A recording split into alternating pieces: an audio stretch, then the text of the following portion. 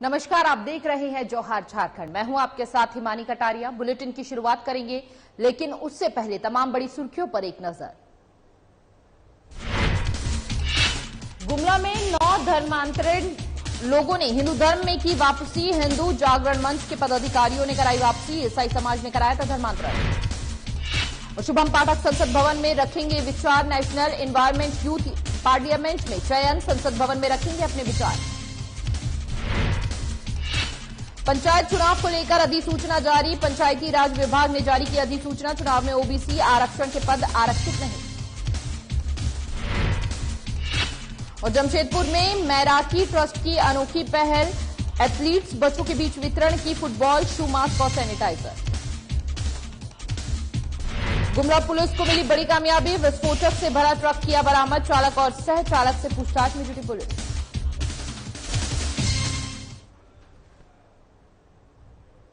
तो चलिए खबरों की शुरुआत करेंगे इस वक्त की बड़ी खबर के साथ। आपको बता दें कि आज आदिवासी समुदाय का प्रमुख पर्व सरहुल है और साथ ही राजधानी रांची समेत झारखंड में सरहुल का जुलूस आज निकाला जाएगा। जुलूस में शामिल शाम 6 बजे के बाद जुलूस निकालने को लेकर प्रतिबंध किए गए हैं। वहां पर सरकार ने जारी की थी गाइडलाइन। रामनवमी और सरहुल जुलूस को लेकर जारी की गई थी गाइडलाइन और ऐसे में आदिवासी समुदाय का आज प्रमुख पर्व सरहुल है। राजधानी रांची समेत झारखंड में सरहुल का जुलूस है। आज जुलूस में शामिल नहीं होंगे 100 से ज्यादा लोग। तो ये गाइडलाइन जारी की गई थी प्रशासन द्वारा और ऐसे में आपको बता दें कि विशेष तैयारियां की गई है। प्रशासन पहले ही काफी अलर्ट नजर आ रहा है रामनवमी और सरहुल जुलूस को लेकर।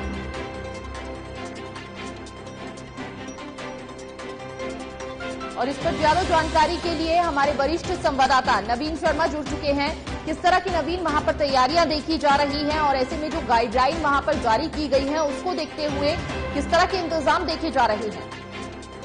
देखिए हिमानी, आज सरहुल है और सरना समुदाय में विश्वास रखने वाले लोगों के लिए आज एक बड़ा पर्व है। सरहुल में जुलूस निकाला जाता है। आदिवासी समुदाय के लोग इस जुलूस में शामिल होते हैं और अलग अलग टोली में जो है ये जुलूस निकलता है। उसके बाद एक बड़ा उस जुलूस का रूप लेता है और फिर वो रांची शहर में जो है हर तरफ जो है ये जुलूस निकाला जाता है। तो इस बात की वर्तमान में कोरोना प्रोटोकॉल को लेकर के जुलूस पर प्रतिबंध है, लिहाजा सरकार ने जुलूस की इजाजत तो दी है, तो महज केवल 100 लोग इस जुलूस में शामिल होंगे। वहीं अगर बात की जाए समय का, तो 1 बजे जुलूस निकालने का समय निर्धारित किया गया है। शाम 6 बजे के बाद जुलूस पर प्रतिबंध है।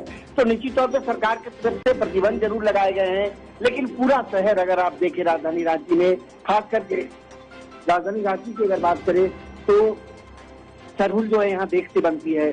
बहुत बड़ी संख्या में लोग सरहुल जुलूस में शामिल होते हैं। तैयारी प्रशासन की तरफ से पूरी कर ली गई है। पूरी गाइडलाइन पर आपसे जानना चाहेंगे, इस पूरी गाइडलाइन पर आदिवासी समुदाय के लोगों का क्या कुछ कहना है? देखिए, नाराजगी सरकार के खिलाफ जरूर है, क्योंकि जितने आदिवासी समुदाय के कई संगठन है जिन्होंने सरकार के सामने बातें रखी थी। हालांकि पहले तो जुलूस पर प्रतिबंध था, लेकिन सरकार ने थोड़ी ढील देते हुए 100 लोगों के साथ इस पर्व को मनाने की आजादी दी है। हालांकि ऐसा लगता नहीं है कि 100 लोग के साथ ये पर्व मनाया जाएगा। पूरे राजधानी की बात करें तो तमाम चौक चौराहों पर जुलूस में शामिल लोगों के लिए जो है वो व्यवस्थाएं की गई है। प्रशासन जो है वो अलर्ट मोड में है, क्योंकि बड़ी संख्या में लोग इसमें शामिल होते हैं। हालांकि ये देखने वाली बात होगी कि 100 लोगों का महज प्रोटोकॉल है, कितने लोग इसमें शामिल होंगे, क्या प्रशासन 100 से ज्यादा लोगों को इस जुलूस में शामिल होने की इजाजत देगा, ये भी देखने वाली बात होगी। बिल्कुल। और क्या कुछ तैयारियां वहां पर विशेष की गई हैं जुलूस को लेकर? देखिए, तैयारियां लगभग कर ली गई हैं जुलूस को लेकर के। प्रशासन की तरफ से अगर बात करें या फिर जितने संगठन है जो जुलूस आज निकालेंगे, तमाम तरह की तैयारियां हैं। अब से कुछ ही देर यानी 1 बजे के आसपास ये जुलूस निकलेगा। करमतोली चौक, सिरमतोली चौक होते हुए ये जुलूस जो है सिरालाल तक पहुंचेगा। मुख्यमंत्री भी इस दौरान जो है 1 बजे के आसपास आदिवासी हॉस्टल पहुंचेंगे। वहां भी सरहुल मनाया जाता है और जुलूस वहां से भी निकलता है। फिर वहां से वो सिरमतोली पहुंचेंगे जहां से जुलूस निकलता है। तो निश्चित तौर पर आदिवासी समुदाय के लिए जो है आज बड़ा दिन है, एक बड़ा पर्व है।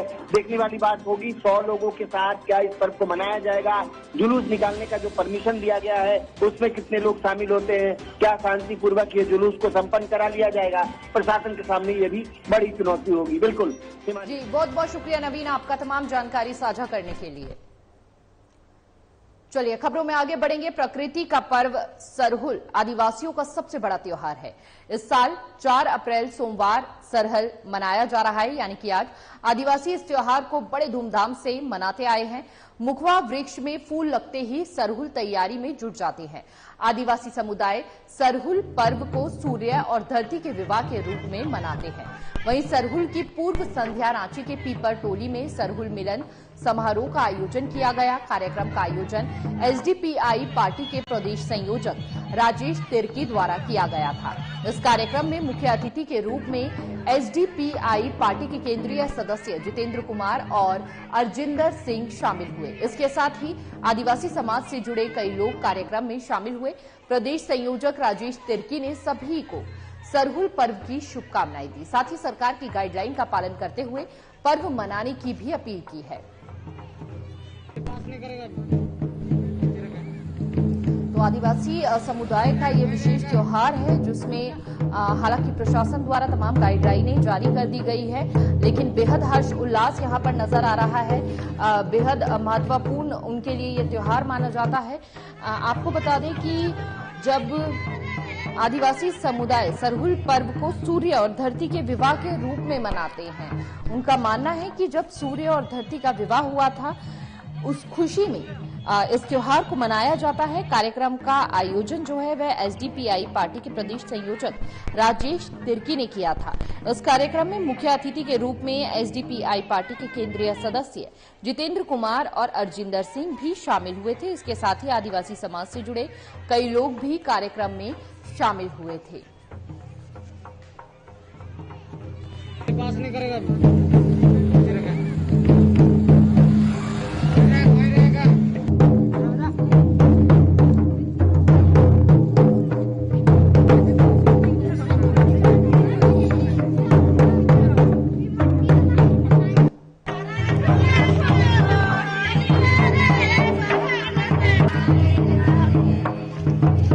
हम लोग सरहुल मिलन समारोह मनाए हैं कि पिछले 2 वर्षों से सरहुल मिलन समारोह नहीं हो पा रहा था और कोविड के कारण हम लोग गाइडलाइंस में चल रहे थे, इसकी वजह से नहीं बना पाए।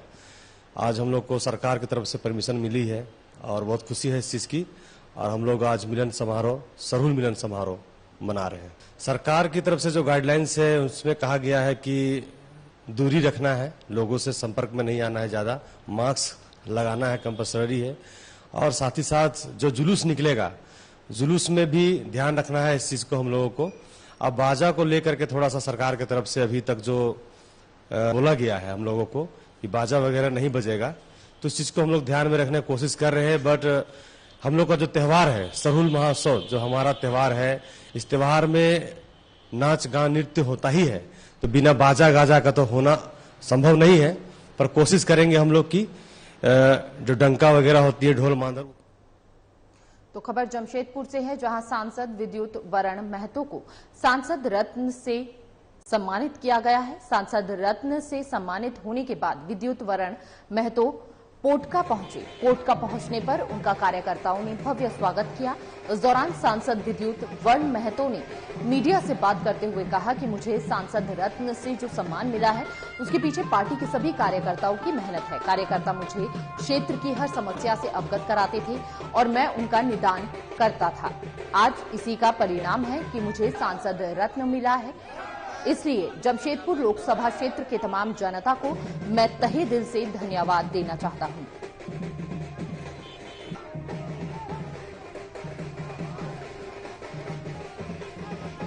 सांसद रत्न अवार्ड मिला। सबसे पहले जमशेदपुर लोकसभा क्षेत्र के हर एक जनता एवं हमारे बिल्कुल कार्यकर्ता बूथ से लेकर जेपी नड्डा प्रदेश जितने भी पदाधिकारी हैं सभी को मैं समर्पित करता हूँ इस बात को कि उन लोगों ने विभिन्न क्षेत्रों में विभिन्न समस्याओं मेरे से अवगत कराया, जो हम देश की सर्वोच्च पंचायत में इसको उठाने का काम किया। हमको नहीं पता था, नहीं तो अपना काम जो जनता ने सौंपा उसको पूरा कर रहे हैं। तो झारखंड में धर्म परिवर्तन को लेकर लोगों में जागरूकता की कमी के कारण अक्सर लोग धर्म परिवर्तन के जाल में फंस जाते हैं। ऐसा ही एक मामला गुमला जिले के भरनौ प्रखंड का है, जहां लोहरा समाज और महली समाज के परिवार को पास्टर ने आशीष जल पिलाकर 19 हिंदू लोगों को ईसाई बना दिया था। वहीं इसकी सूचना जब हिंदू जागरण मंच के पदाधिकारियों को मिली तो उन्होंने सभी परिवारों से मुलाकात कर उनसे वापस हिंदू धर्म अपनाने की अपील की, जिसके बाद हिंदू जागरण मंच के प्रदेश अध्यक्ष ऋषिनाथ शाहदेव ने सभी की धर्म वापसी कराई। मौके पर प्रदेश अध्यक्ष ने कहा कि धर्मांतरण एक महापाप है, जिसे गांव वालों को एकजुट होकर ईसाई समाज द्वारा धर्मांतरण षड्यंत्र को मुंह तोड़ जवाब देना होगा। तो ऐसे में धर्मांतरण के खिलाफ लगातार हिंदू जागरण मंच जो है वह काफी सतर्क है। आपको बता दें 19 परिवारों को, हिंदू परिवारों को जहां पर ईसाई धर्म में बनाया गया था, और ऐसे में जब इस पूरे विषय की जानकारी हिंदू जागरण मंच को मिली तो उन्होंने उन परिवारों से जाकर अपील की। साथ ही साथ उन्हें कहा कि सतर्क रहने की बेहद ज्यादा जरूरत है, माफ कीजिएगा, क्योंकि कहीं ना कहीं धर्मांतरण जो है वह महापाप है और ऐसे में कई कानून भी बनाए गए हैं, लेकिन जब तक कोई भी व्यक्ति खुद से सतर्क नहीं रहेगा तमाम चीजों को लेकर, तब तक इसे रोकना जो है वह थोड़ा सा मुश्किल हो जाएगा। इसलिए हर व्यक्ति को सतर्क रहने की जरूरत है ताकि एक बार फिर से कोई भी धर्मांतरण ना करवा सके। तो पतरातू की शुभम पाठक संसद भवन में अपने विचार रखेंगे, माफ कीजिएगा, संसद भवन में अपने विचार रखेंगे। आपको बता दें कि पतरातू के शुभम पाठक को नेशनल एनवायरमेंट यूथ पार्लियामेंट 2022 के अवसर पर संसद भवन में अपने विचार रखने के लिए मनोनीत किया गया है। दरअसल ये एक राष्ट्रीय स्तर की प्रतियोगिता है जिसका शुभारंभ युवा दिवस के अवसर पर 12 जनवरी 2022 को किया गया था। इस प्रतियोगिता के संबंध में बता दूं कि यह 3 चरणों में होती है। पहले चरण में विश्वविद्यालय स्तर के छात्रों का चयन होता है। दूसरे चरण में विश्वविद्यालय से चयनित छात्रों का रीजनल लेवल में प्रतियोगिता करवाया जाता है और अंतिम चरण में चयनित छात्रों को संसद भवन में बोलने का मौका दिया जाता है, जिसे जीतने वाले छात्र को पुरस्कृत भी किया जाता है। शुभम पाठक का चयन होने के बाद हनुमानगढ़ी पंचायत की मुखिया नूतन सिंह और वरिष्ठ बीजेपी नेता धर्मेंद्र सिंह ने उन्हें शुभकामनाएं दी।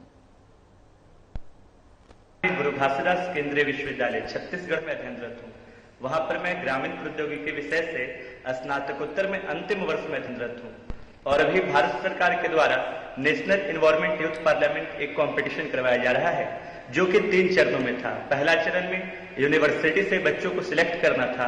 दूसरे चरण में रीजनल लेवल था जिसमें अपना सेंट्रल यूनिवर्सिटी एक जोन था। सेंट्रल यूनिवर्सिटी के जोन से 10 बच्चों को सिलेक्ट करना था, जिसमें मैंने तीसरा स्थान प्राप्त किया और अभी फाइनल लेवल जो कंपटीशन है वो 16 तारीख को अपने संसद भवन में होगा। तो पंचायती राज विभाग ने राज्य में पंचायत चुनाव के लिए अधिसूचना जारी कर दी। त्रिस्तरीय होने वाले इस पंचायत चुनाव में ओबीसी आरक्षण के पद आरक्षित नहीं रहेंगे। ओबीसी वर्ग को अनारक्षित मानते हुए चुनाव कराया जाएगा। वहीं महिला और अन्य वर्ग का आरक्षण पूर्व भांति जारी रहेगा। इस जारी किए गए अधिसूचना में झारखंड पंचायत राज अधिनियम 2001 के प्रावधानों और झारखंड पंचायत राज निर्वाचन नियमावली 2001 को ध्यान में रखते हुए अनुसूचित जाति, जनजाति और अन्य पिछड़ा वर्ग के लिए निर्वाचन में आरक्षित पद अधिसूचित रहेगा। आपको बता दें कि झारखंड निर्वाचन आयोग ने पंचायत चुनाव के कार्यक्रम जारी करते हुए कहा कि सुप्रीम कोर्ट ने अन्य पिछड़ा वर्ग के आरक्षण के लिए स्थिति स्पष्ट करने को कहा है। गौरतलब है कि आरक्षण संबंधी मामला सुप्रीम कोर्ट के आदेश और निर्वाचन आयोग के अनुरोध पर राज्य सरकार के पास विचाराधीन था।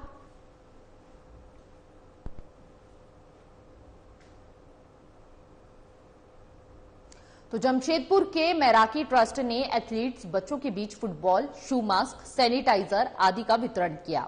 इस दौरान मैराकी ट्रस्ट के सचिव रीता पात्रो ने कहा कि हम लोग हर क्षेत्र में काम कर रही है, लेकिन पहली बार हम लोगों ने आज जीआरडी टाटा स्पोर्ट्स कॉम्प्लेक्स पहुंचे, जहां स्पेशल एथलीट्स खिलाड़ियों के बीच आकर उनका मनोबल बढ़ाया। की पूरी टीम आज जीआरडी टाटा कॉम्प्लेक्स में कुछ स्पेशल बच्चों के साथ वक्त गुजारना चाह रही थी, इसलिए क्योंकि कल विगत 2 अप्रैल को वर्ल्ड ऑटिज्म डे था और इन तमाम स्पेशल बच्चों को यहाँ के trainer, Olympic Bharat Jharkhand, national से लेके डिस्को तक इन तमाम बच्चों को जनरल बच्चों के साथ कदम से कदम मिला के चलने के लिए इनकी तैयारी कर रहे हैं, ताकि इन लोग ओलंपिक भारत में जाकर खेलकूद प्रतियोगिता का सामना कर सके। Marathi doing a good job, अच्छा काम कर रहे हैं लोग, स्पेशल बच्चों के लिए काम करते हैं। विलेजेस में जाके, जैसे मालूम हुआ कि विलेजेस में जाके इनका अपलिफ्टमेंट के लिए काम कर रहे हैं, और हम भी, हमारी संस्था भी जो है इन्हीं स्पेशल बच्चों के लिए काम करती है, अच्छा सहयोग दे रहे हैं। और कोई भी ये संस्था आती है इस कार्य के लिए तो हम उसकी सराहना करते हैं, शलाघा करते हैं उसकी। स्पेशल ओलंपिक्स इनको स्पोर्ट्स के माध्यम से अपलिफ्ट करती है, सोसाइटी में की मेन धारा से जोड़ना है। तो जमशेदपुर के पोटका में भूमिज भाषा की किताब का विमोचन किया गया। पुस्तक में पोटका की जुड़ी आदिम भूमिज मुंडा समाज के बारे में बतलाया गया है, जिसका विमोचन सामाजिक स्तर पर किया गया। पुस्तक के विमोचन के मौके पर जिला परिषद चेयरमैन बुलू रानी सिंह, विभीषण सरदार, दुखनीमयी सरदार, राजू सरदार सहित कई लोग मौजूद थे।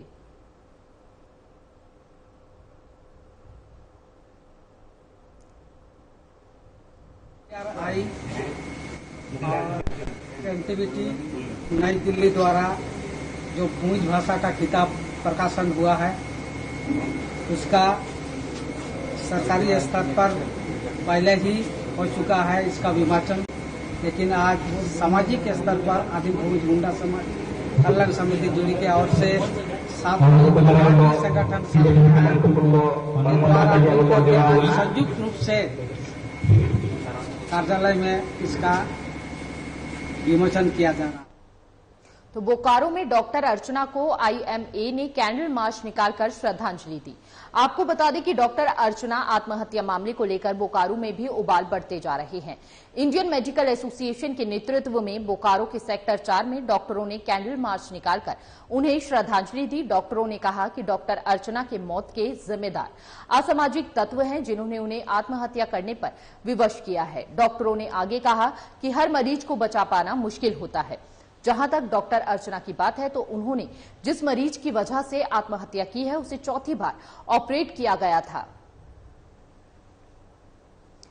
तो ऐसे में लगातार बोकारो में प्रशासन के खिलाफ विरोध बढ़ता जा रहा है, जहां पर न्याय की लगातार मांग, आवाज उठाई जा रही है। और इस बीच कैंडल मार्च निकालकर श्रद्धांजलि दी गई डॉक्टर अर्चना को। डॉक्टर अर्चना आत्महत्या मामले को लेकर यह विरोध लगातार जारी है, जहां पर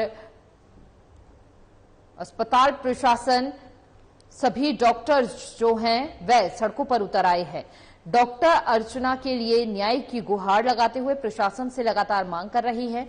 दोषियों पर सख्त से सख्त कार्रवाई की मांग लगातार की जा रही है। तो ऐसे में अब डॉक्टर अर्चना आत्महत्या मामले में दूसरा मोड़ आता हुआ नजर आ रहा है, जहां पर लगातार जो है डॉक्टर्स सड़कों पर उतर आए हैं। कई जगह ऐसी भी थी जहां पर अस्पताल की सेवाएं जो थी वह बाधित हुई। शर्मा को सुसाइड कर लेना पड़ा। क्यों करना पड़ा? इसके लिए जो है बहुत सारे असामाजिक तत्व लोग जिम्मेदार हैं। उन्होंने एक मरीज की बहुत मेहनत से ऑपरेशन की थी, चौथा ऑपरेशन था, और उसके बाद भी जो है उसके बाद मरीज को PPH को कॉम्प्लिकेशन एक होता है, जिससे मरीज की जान बचाना हमेशा संभव नहीं होता, कभी कभी असंभव हो जाता है। उसको धारा 302 लगाया गया, जो कि होता है इरादतन हत्या। ये देख करके वो बहुत शुभ हुई और उन्होंने सुसाइड कर लिया कि इतना मेहनत का परिश्रम का ये फल मिला कि उनके ऊपर धारा 302 लगाया गया, जो कि नॉन वेलेबल होता है और जो इरादतन हत्या के लिए होता है। डॉक्टर जान बचाने के लिए होता है, किसी से उसकी जान पहचान नहीं है कि उसकी हत्या करने के लिए आएगा।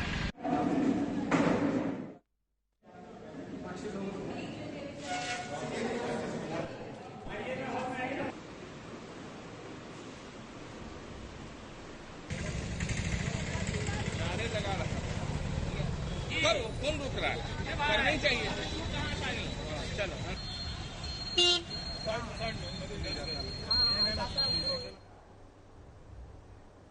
और त्योहार सरहुल को लेकर CM सोरेन क्या कुछ कह रही हैं, आइए आपको सुनाते हैं। मानसिकता को दर्शाता है कि हम आदिवासी समाज द्वेष भाव और घृणा से कोसों दूर छोटे बड़े पढ़े लिखे अनपढ़ बूढ़े बुजुर्ग शहर गांव सभी लोग जहां जहां है उन सब लोगों के साथ मिलकर हम अपनी परंपरा संस्कृति को आगे बढ़ाते हैं। आज आदिवासी उत्तर में आज मैं आने से बाहर था और विशेष रूप से कल रात में हम आप लोग के बीच में शरीक होने के लिए मैं वापस आया। हो सकता है कि मुझे शाम या मैं वापस चला जाऊं, लेकिन इतना शुभ अवसर इतने लंबे समय के बाद एक साथ समूह में अपनी परंपरा को की गाड़ी आगे खींचने में जो आनंद है और उसका जो सुखद अनुभव होता है वो शारीरिक नहीं होता। हमारे देश में अनेक सभ्यता है, अनेक संस्कृति है, अनेक समाज है, अलग अलग रंग रूप के लोग, अलग अलग बोलचाल के लोग,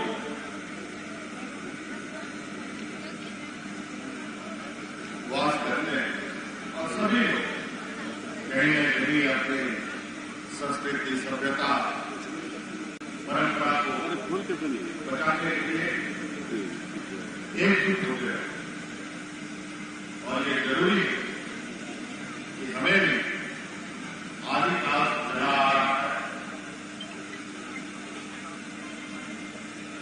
उस परंपरा को बचाने का, उसको आगे और बड़ा करने का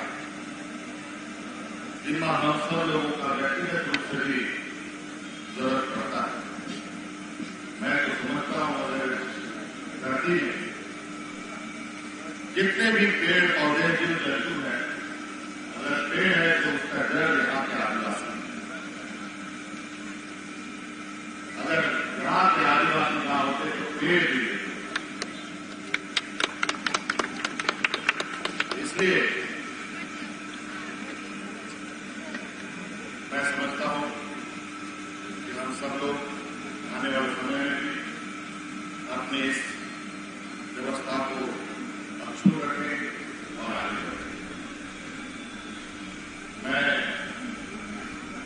आप लोगों के आशीर्वाद से इस राज्य के मुख्य पद पर बैठा हूं, मुख्यमंत्री के रूप में।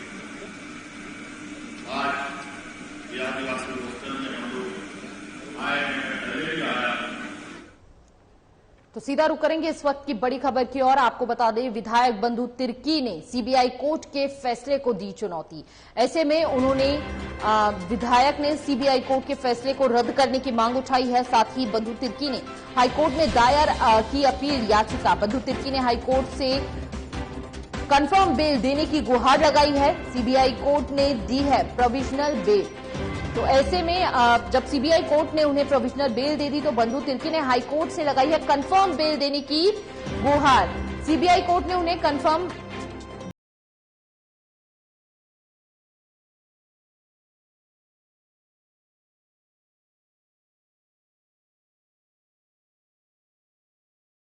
जानकारी के लिए झारखंड संपादक दीपक ओझा जुड़ चुके हैं। दीपक, सबसे पहले आपसे ये जानना चाहेंगे कि क्या है पूरा मामला, और ऐसे में ये बड़ी जो बात निकलकर सामने आ रही है कि विधायक ने सीबीआई कोर्ट के फैसले को ही चुनौती दे डाली है। हाँ, बिल्कुल हिमानी, पिछले दिनों सीबीआई कोर्ट ने बंधु तिर्की को आय से अधिक संपत्ति मामले में 3 साल की सजा सुनाई थी।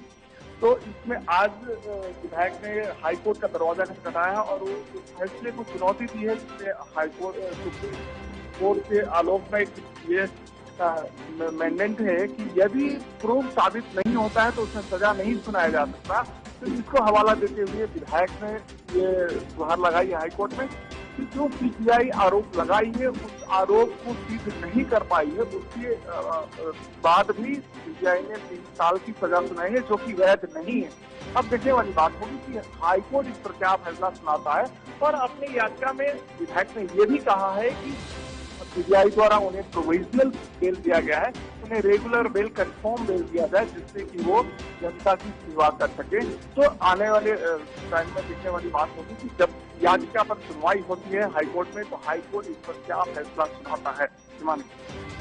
बहुत बहुत शुक्रिया दीपक ओझा आपका तमाम जानकारी साझा करने के लिए। अब देखने वाली बात यह रहेगी कि हाईकोर्ट का क्या कुछ फैसला निकलकर सामने आएगा इस पूरे मामले पर। तो बंधु तिर्की ने हाईकोर्ट में याचिका दायर कर दी है। आपको बता दें कि उन्होंने गुहार लगाई है हाईकोर्ट से कि उनकी जो बेल है उसे कंफर्म किया जाए। तो बंधु तिर्की ने हाईकोर्ट में अपील याचिका दायर की है।